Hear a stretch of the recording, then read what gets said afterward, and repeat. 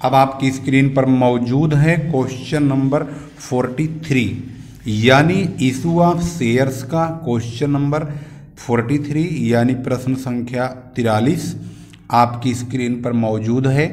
इससे पहले की तमाम प्रॉब्लम्स ऑलरेडी यूट्यूब पर सॉल्व करके अपलोड कर दी गई हैं। प्लेलिस्ट का प्रयोग करके आप उन तमाम वीडियोज का आनंद ले सकते हैं और वहां से अपने सॉल्यूशन प्राप्त कर सकते हैं। यदि आप न्यू स्टूडेंट हैं तो इस चैनल को सब्सक्राइब करके नई अपडेट्स का लाभ भी उठा सकते हैं। आइए शुरू करते हैं प्रश्न संख्या 43।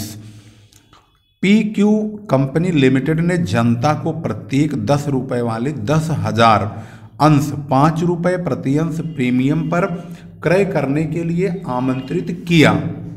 भुगतान निम्न प्रकार होना था: आवेदन पर 2 रुपए, आवंटन पर 7 रुपए प्रीमियम सहित, प्रथम एवं अंतिम याचना पर 6 रुपए। 14,000 अंशों के लिए आवेदन पत्र प्राप्त हुए। संचालक मंडल ने 2,000 अंशों के आवेदन पत्रों को अस्वीकार कर दिया तथा उनकी आवेदन राशि लौटा दी। 200 अंशों पर याचना राशि प्राप्त नहीं हुई, शेष समस्त देय राशियां प्राप्त हो गई। इन 200 अंशों का हरण कर लिया गया। बाद में इन अंशों को सम मूल्य पर पुनर्निर्गमित कर दिया गया। उपयुक्त व्यवहारों के लिए कंपनी के जर्नल में प्रविष्टियां कीजिए। इस प्रश्न के मुताबिक कंपनी को 10,000 अंशों की जरूरत है और वह भी 10 रुपए वाले, जिसमें 5 रुपए प्रीमियम मिला के ये टोटल 15 रुपए होगा। आवेदन पर 2 रुपए है, आवंटन पर 7 रुपए, जो कि 5 रुपए का प्रीमियम यहाँ शामिल है। यानी ये 2 + 5, 2 + 5 मिला के 7 बनेगा। अंतिम याचना पे 6 रुपए है। 6, 7, 13, 2, 15 पूरे हो गए। लेकिन कंपनी के पास एप्लीकेशन 14,000 अंशों की आती है। उसमें से कंपनी ने 2,000 को तो ठीक बिल्कुल डायरेक्टली रिजेक्ट कर दिया। उसके बाद जो 2,000 और बचे हैं उनको उन्होंने एप्लीकेशन वाले जो पैसे 2,000 फालतू आए थे उसको अलॉटमेंट के नाम पे रख लिया। लेकिन फिर भी सभी पैसे नहीं मिले। फर्स्ट एंड फाइनल कॉल पर 200 अंशों का ये पैसा लास्ट में नहीं मिलता है, जिसको फॉरफिट करके री इशू किया गया और वह भी सम मूल्य पर। सम मूल्य का मतलब 10 रुपए को ही सम मूल्य कहेंगे। चलिए इसका सॉल्यूशन चेक करते हैं वर्किंग के सपोर्ट से। क्वेश्चन के मुताबिक जैसे कि आप सॉल्यूशन को अब स्क्रीन पर देख रहे हैं, स्क्रीन पर आपके सॉल्यूशन इसका अब आ चुका है और आप देख रहे हैं ध्यान से। तो यहाँ पर कंपनी की जो रिक्वायरमेंट है वो 10,000 शेयर्स की है, लेकिन कंपनी को 14,000 अंशों के लिए एप्लीकेशन प्राप्त हुआ है। इसका मतलब ये है कि कंपनी को 4,000 अंशों का एप्लीकेशन फालतू मिला हुआ है। अब सवाल ये है कि ये 4,000 जो अंश के एप्लीकेशन फालतू मिले हैं इनका इस्तेमाल कैसे होगा। उन्होंने 2,000 शेयर के पैसे रिजेक्ट कर दिए। अब बचे 12,000। 12,000 में से 10,000 तो उनको जरूरी ही है, उनको ज़रूरत है कंपनी को, उसका पैसा सीधे कैपिटल में ट्रांसफ़र करेंगे और जो 2,000 और बच रहे हैं उनको अलॉटमेंट के नाम पे ट्रांसफ़र कर दिया जाएगा। जब हम इसकी कॉलिंग करेंगे तो कॉलिंग रेट आप देखेंगे 14,000 को सिर्फ 2 रुपए के रेट से, यानी एप्लीकेशन पर ही 14,000 के पैसे प्राप्त होंगे 14,000 अंशों के। लेकिन उसके बाद तमाम कॉल्स यानी कि अलॉटमेंट और फर्स्ट एंड फाइनल कॉल जो है ये सिर्फ 10,000 शेयर से ही होगा। एप्लीकेशन पे प्राप्त हुआ 14 दूनी 28,000 रुपए की एंट्री इस प्रकार से होगी: bank account debit to share application account 28,000 रुपए प्राप्त हो जाएंगे।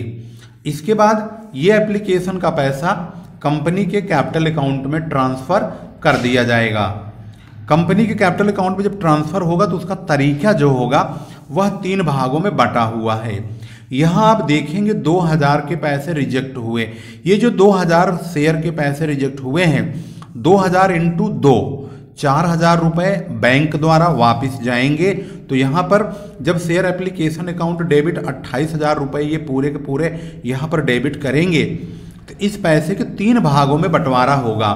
पहला टुकड़ा 2,000 × 2 4,000 रुपये बैंक द्वारा वापस जाएंगे, उसको इस प्रकार लिखेंगे टू बैंक अकाउंट 4,000 रुपये। दूसरा टुकड़ा 10,000 × 2 20,000 रुपये जो कि शेयर कैपिटल में ट्रांसफर करेंगे इस प्रकार से। तीसरा टुकड़ा 2,000 × 2 4,000 रुपये शेयर अलॉटमेंट के नाम पे ट्रांसफर कर देंगे। अब हमने शेयर अलॉटमेंट के नाम पे 4,000 रुपये ट्रांसफर किया है तो 4,000 रुपये से कम करके हम शेयर अलॉटमेंट पे रकम प्राप्त करेंगे। जब हम शेयर अलॉटमेंट की कॉल को ड्यू करेंगे 10,000 × 2 20,000 रुपये शेयर कैपिटल का पैसा, 10,000 × 5 50,000 रुपये सिक्योरिटी प्रीमियम का पैसा, यानी शेयर अलॉटमेंट डेबिट करेंगे 70,000 रुपये से, जिसमें शेयर कैपिटल के 20,000 रुपये और सिक्योरिटी प्रीमियम के 50,000 रुपये होंगे। इसमें से हमें सिर्फ 66,000 यानी 66,000 रुपीज़ ही बैंक द्वारा प्राप्त होंगे शेयर अलॉटमेंट के नाम से, क्योंकि ये शेयर अलॉटमेंट का जो पैसा 4,000 है ये कट जाएगा। अगली कॉल 10,000 × 6 60,000 से होगी, लेकिन 200 × 6 यहाँ पर 200 शेयर का एरियर हो गया है, 1,200 रुपये कंपनी को नहीं मिलेंगे। तो इसका मतलब है जब कॉल होगी share first and final call account debit to share capital account, वो तो 60,000 रुपये की होगी 10,000 × 6 करके, लेकिन 200 × 6 करके 1,200 रुपये कट जाएंगे, यानी बैंक अकाउंट डेबिट में होगा 58,800 रुपये, कॉल्स इन एरियर में डेबिट होगा 1,200 रुपये, share first and final call के इस प्रकार से 60,000 रुपये की प्राप्ति होगी। जब 200 शेयर के पैसे ये वाले रुकेंगे तो इसकी वर्किंग के द्वारा अगर हम देखें तो वह वर्किंग 200 की इस प्रकार से होगी। एप्लीकेशन 2 रुपये, अलॉटमेंट 2 रुपये और फर्स्ट एंड फाइनल कॉल 4 रुपये। यहाँ प्रीमियम पेड हो चुका है इसलिए प्रीमियम को हटा दिया गया। 200 × 10 शेयर कैपिटल 2,000 रुपये से डेबिट होगा। उसके बाद क्रेडिट में ये पैसे 2 भागों में बांटकर क्रेडिट होंगे, यानी 200 × 4 जो पेड है जिन पे राइट लगा हुआ है 200 की मल्टीप्लाई 4 रुपये में होगी, 200 × 4 तो 800 रुपये होंगे। 800 रुपये शेयर फॉरफिटेड अकाउंट में जाएंगे, जबकि 200 × 6 1,200 रुपये जो पैसे कटे हुए हैं ये अपनी कॉल के नाम से लिखे जाएंगे। तो शेयर कैपिटल का 2,000 रुपया डेबिट होगा पूरा। टू शेयर फॉरफिटेड में 800 रुपये जो कि मिल चुके हैं। To share first and final call पे 1,200 रुपये जो कि 6 रुपये के रेट से नहीं मिले थे। फॉरफिट होने के बाद ये शेयर सम मूल्य पर यानी 200 शेयर 10 रुपये के रेट से दोबारा बेचे जाएंगे। तो bank account debit to share capital में पूरे पैसे ट्रांसफर हो जाएंगे, क्योंकि यहाँ पर उन्हें 2,000 रुपये की ही 10 रुपये के रेट से 200 शेयर की ज़रूरत थी। यानी अगर हम 200 की मल्टीप्लाई 10 से करें तो कंपनी को 2,000 रुपये की ही ज़रूरत है और उन्हें 2,000 रुपये ही मिल गए। तो उनका पैसा ये जो फॉरफिट वाला है ये फ्री फंड का प्राप्त हो गया। अब ये पैसा ये एक जो खाता होता है कैपिटल रिजर्व का उसमें ट्रांसफर कर देंगे। Share forfeited account debit to capital reserve, ये 800 रुपये इस अकाउंट में ट्रांसफर हो जाएंगे। इस प्रकार से आपने क्वेश्चन नंबर 43 को बहुत ही आसानी से समझ लिया है। इसी प्रकार से और वीडियोज को पाने के लिए आप धीरज सर कॉमर्स क्लासेज चैनल को अवश्य सब्सक्राइब कर लीजिए और कॉमर्स से रिलेटेड तमाम वीडियोज की अपडेट्स कंटिन्यू लेते रहिए। वीडियो को शेयर करना बिल्कुल मत भूलिएगा। आपने वीडियो को पसंद किया है या नहीं किया है, आपको जानकारी मिली है या नहीं, आप समझ पाए हैं या नहीं समझ पाए हैं, ये अपने कमेंट में अवश्य बताइएगा। मुझे उम्मीद है कि आपको अच्छा लगा होगा और आपको समझ में भी आया होगा।